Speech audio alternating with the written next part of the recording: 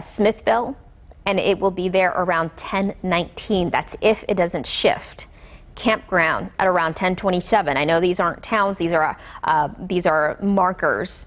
Barton's Creek Church at 9:55, which is right now. It is right over you, or the strongest part of the storm is. Again, this one is only radar indicated, meaning we don't have eyes on the storm. It is just showing some signs of rotation there. So the more north this rotation is moving, the more I'm seeing weaken, which is good. It's becoming a broader area of rotation. Whenever we see a tighter area or a smaller area of rotation, that's when the winds tend to kick up quite a bit.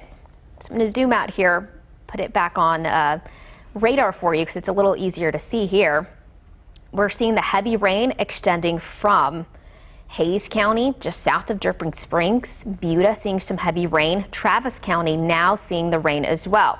Travis County, you do not have an active warning with the exception of southern Travis County, right where 21 and 183 meet. That's where we're seeing some of the heavy rain. That extends down towards Dale and up towards Cedar Creek. The red, the bright red, that's where we're seeing some of the heaviest rain in the area. All morning long, we've been telling you about this little system that did develop just to the south and southwest of San Antonio.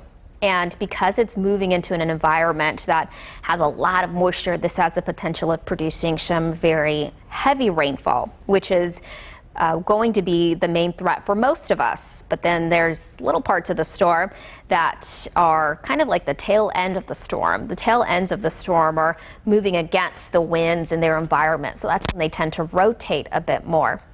The time right now is 9:56. I'm going to show you again the two tornado warned storms.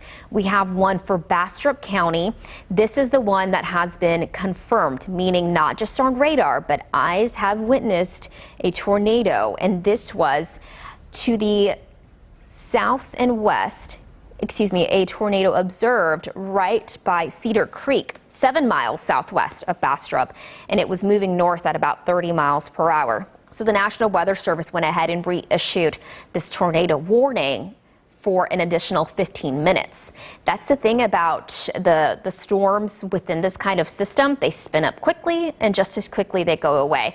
So that tornado warning is actually not in place as long as some of the ones that we typically see in the springtime. So again, this is in place until 10. We will continue this coverage for you until this is all cleared up.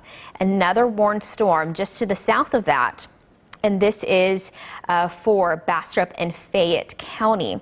Now this in particular does look like it's weakening quite a bit, so we'll see if the National Weather Service extends or expires this particular warning. So again, two of them. This one, the one that hovers right over the Bastrop-Fayette County line, is only radar indicated, meaning we're only seeing signatures of it on our systems, not necessarily with our eyes.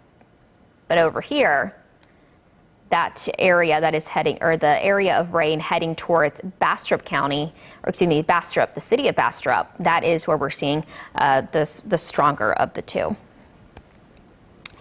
As of now, the National Weather Service looks like they will expire the warnings at 10, and we will see how this continues. But for now, I'm going to stay with you until it's cleared off of the screen. It does look like that radar indicated tornado warned storm, the one that was hovering right over Bastrop and Fayette County. I am not seeing a strong signature of rotation at the moment, which is good. That means the Weather Service will likely expire this morning as well at 10. And our other severe warned storm that includes Caldwell County, which is the yellow box that you see here. This was initially put in place for the storm as a whole because of the heavy rain and the strong winds. but it does look like the National Weather Service will go ahead and expire all of those warnings at 10 and just kind of keep an eye on them. And like I mentioned all morning long, if you were with us on Daybreak, I know it's a little early for a lot of us, especially with working from home. You can take an extra 10-minute snooze in the mornings, but this system was one that developed southwest of San Antonio, and it's what we call an MCV. So it has some rotation in it initially. Normally with these type of systems, how slow moving they are, the main concern, the biggest threat is going to be the flood concern. And this system is moving into an environment that has a lot of moisture. We talked about humidity returning yesterday, and today we saw that play out. We saw a lot of this heavy rain kind of pushing into the area.